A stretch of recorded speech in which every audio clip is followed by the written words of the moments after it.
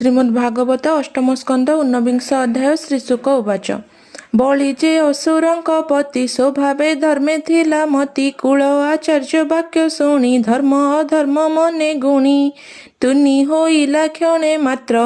ଶିଥିଳ କମ୍ପମାନ ଗାତ୍ର ଦଣ୍ଡୈକ ଗୁରୁ ମୁଖ ଚାହିଁ ମୁଖେ ହରସ ଭାବ ବହି। ବଳିରୁ ବାଚ। ଭୋଗୁରୁ ସତ୍ୟ ତୋର କଥା ଗୃହସ୍ଥ ଜନର ବ୍ୟବସ୍ଥା ଯେ ଧର୍ମ କାମ ଅର୍ଥ ଯଶ ବୃତ୍ତି ସହିତେ ହୁଏ ନାଶ। ଏମନ୍ତ ଧନ ଲୋଭେ ଭାବି ବିପ୍ରଙ୍କୁ କେମନ୍ତେ ଲଙ୍ଘିବି ସର୍ବଦେବତା ବିପ୍ର ଦେହେ ବ୍ରାହ୍ମଣ ଦେହେ ବିଷ୍ଣୁ ରହେ। ଏକ ବିପ୍ରକୁ ବଞ୍ଚାଇଲେ ବ୍ରହ୍ମାଣ୍ଡ ଯଶ କରି ଭଲେ ପ୍ରହ୍ଲାଦ ବଂଶେ ମୁହିଁ ଜାତ ଏକଥା ଜଗତେ ବିଖ୍ୟାତ। କପଟ ପ୍ରାୟ ମାୟା କରି କେମନ୍ତେ ସତ୍ୟ ବାକ୍ୟ ହରି ପଡ଼ି କପାଳ କର୍ମ ବଳେ ଅଜସ ଲଭି ବିଷୟଳେ। ସତ୍ୟ ଉପରେ ଧର୍ମ ନାହିଁ ଏକଥା ପୃଥି ଅଛି କହି ଧର୍ମରେ ସମ୍ପଦ ପତନେ ନରକେ ନତରି ଯେ ସନେ। ସ୍ୱସ୍ଥାନେ ଭୋଗ ନାହିଁ ତାପ ବିପ୍ରଲଙ୍ଘନେ ଯେତେ ପାପ ସେ ଭୂମି ଛାଡ଼ି ଅନ୍ତକାଳେ ମୁକ୍ତି ପାଇବି ଅନ୍ତରାଳେ। ଏ ଭୂମି ବିପ୍ରେ ବାକ୍ୟ ଦେଇ କେମନ୍ତେ ଲଙ୍ଘିବଇ ମୁହିଁ ପ୍ରାଣୀଙ୍କ ହିତ ସାଧୁ ଜନ ଯେ କରେ ଧନ୍ୟତା ଜୀବନ। ମରିଚି ଆଦି ଋଷି ଯେତେ ପୂର୍ବେ ସାଧବ ସମସ୍ତେ ପୃଥିବୀ ଆଶା ବଶ କଲେ ସଙ୍ଗତେ କିବା ଘେନି ଗଲେ ମୋହର ବଂଶେ ଯେ ଦାନବେ ଭୂମି ଗତେ ଥିଲେ ସର୍ବେ। ସେ ସର୍ବେ କାଳେ ଅସ୍ତ ହେଲେ ଯଶ ରହିଲା ମହି ତଳେ ସମରେ ଯେ ବୀର ପଶନ୍ତି ଆତ୍ମବିଚାର ନ କରନ୍ତି ଯେ ତୀର୍ଥେ ତ୍ୟଜନ୍ତି ଶରୀର ସ୍ୱଧର୍ମ କରନ୍ତି ବିଚାର ଯେ ସତ ପାତ୍ରେ ଦିଅନ୍ତି ଦାନ ସେ ସର୍ବ ସାତ୍ୱିକ ଜୀବନ। ଏ ସତ୍ୟ ଧର୍ମ ଦୁଇ ବରି ତୁମ୍ଭ ବଚନ ମନେ ଧରି ଏ ମୋର ଶରୀର ନଥିବ ଏଥକୁ ସାକ୍ଷୀ ସଦାଶିବ। ବ୍ରହ୍ମାର ବଂଶେ ଜାତ ହୋଇ ଏମନ୍ତ କହ କାହିଁ ପାଇଁ ମୁଁ ଯେ ଧରଣୀ ଦେବି ଦାନ ଏଥକୁ ସାକ୍ଷୀ ଭଗବାନ। ବେଦ ବିଧାନ ଯେ ଜାଣନ୍ତି ଆତ୍ମାକୁ ସର୍ବଭୂତେ ଚିନ୍ତି ଅନେକ ଯଜ୍ଞ ମତେ ପୂଜି ଯାର ଚରଣେ ଭାବେ ମଜି ସେ ହରି ଦୟା ମତେ କରୁ ଅଥବା ଶରୀର ସଂହାରୁ ତହିଁକି ମୋର ଚିନ୍ତା ନାହିଁ ବିପ୍ରେ ଧରଣୀ ଦେବି ମୁହିଁ। ଅଧର୍ମ ମାର୍ଗ ଯେବେ ମତେ ବିପ୍ର ମାରିବ କୋପଚିତେ ଏ ବ୍ରହ୍ମ ତନୁ ଇଷ୍ଟ ମୋର ମୁଁ ତ ଏହାର ନିର୍ଭୟୀର। ଯେବେ ବ୍ରାହ୍ମଣ ରୂପ ଧରି ବିଷ୍ଣୁ ମୋ ସଙ୍ଗେ ବାଦ କରି ଯେବେ ମାରିବେ ଯୁଦ୍ଧେ ମତେ ମୋ ତହୁଁ ଧନ୍ୟ କେ ଜଗତେ। ଶ୍ରୀଶୁକ ଉବାଚ। ଏମନ୍ତ ଶୁଣି ବଳି ମୁଖେ ସେ ଭୃଗୁ ଅତି ମନ ଦୁଃଖେ ବଳିର ସତ୍ୟକଳ୍ପ ଦେଖି କ୍ରୋଧେ ଅରୁଣ କରି ଆଖି କଟାକ୍ଷ ନୟନେ ଅନାଇ ମୁଖେ କି ଅନଳ ଜଳଇ ନିର୍ଘାତେ କମ୍ପିତ ନିଶ୍ୱାସେ ବଳିକି ଶାପ ଦେଲେ ରୋଷେ।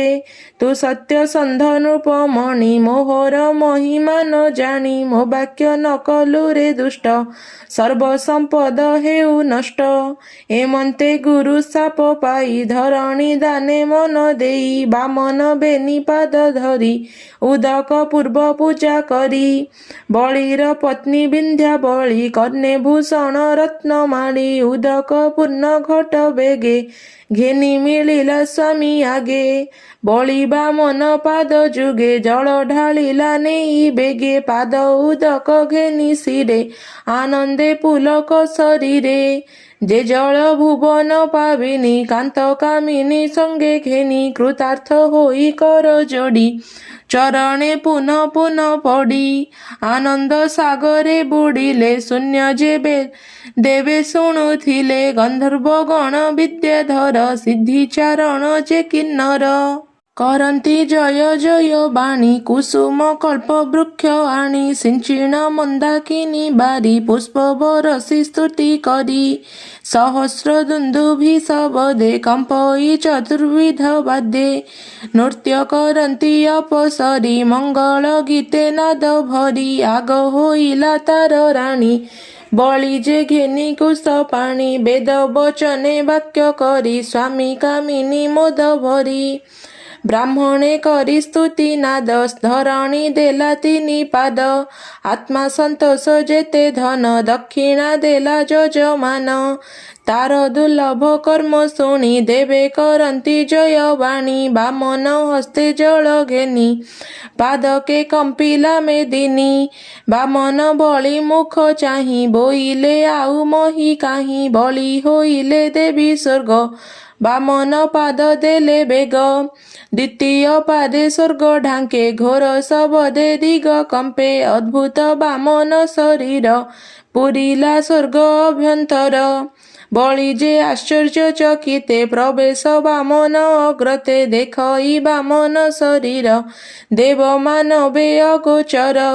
निर्गुण आत्मा शेष भावे किबा उपमा देवा एबे बेनी चरण भू आकाशे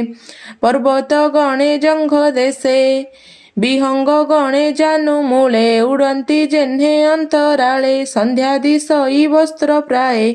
मरुत गण उरुदये गुह्यरे प्रजापति दिशे जगन तलरे राक्षसे नाभि प्रदेशे नभो दिशे सपत सिंधु कृषि कुखी देशे उरे विराजे तारा गण जेह्ने अलंकार भूषण धर्म विचार हृद मध्ये निज शरीर अध ऊर्ध्वे स्तन मंडले ऋत सत्य मन प्रकाशे निशानाथ कमल हृदये विराजे कमल बेनी हस्ते साजे कंठे विराजे साम वेद रस प्रकाशे अनुपद देवता आदि दिगपाले दिशंती भुज अंतराळे गगन दिशे शिर देशे मेघे बसंती केश पाशे नासिका मध्ये बहे श्वास कर्णे विराजे सर्वदिश बेनी लोचने रवि दिशे बदने अनल प्रकाशे बाणी रे सप्त छंद दिशे जिह्वारे वरुण प्रकाशे विधि जे निषेध भूदेशे रात्र दिवसे पखे दिशे क्रोध ललाटे प्रकाशई अधर देशे लोभ बही स्परसे कंदर्पर हई जेते सलील विराजई अधर्म पृष्ठ देशे रहे क्रमश मार्गे जाग सोहे छाया रे मृत्यु विराजई सहित माया रे बसई नदी समूह नाड़ी देशे शिला समूह नखे बसे ब्रह्मा विराजे बुद्धि मध्ये प्राणे देवता ऋषि साधे साबर जंगम सहिते कीट पतंग दिशे गात्रे सर्वांगे दिशे तिनी पुर देव मानवे अगोचर निज आयुध चतुर्भुजे शंख कमल चक्र साजे गदा सारंग असिकर तृण अक्षय बाण धर सुनंद मोक्ष पाई साधे स्वरूपे स्तवन आनंदे दिग उभारी दिग पाळे मुनि विबुध अंतराळे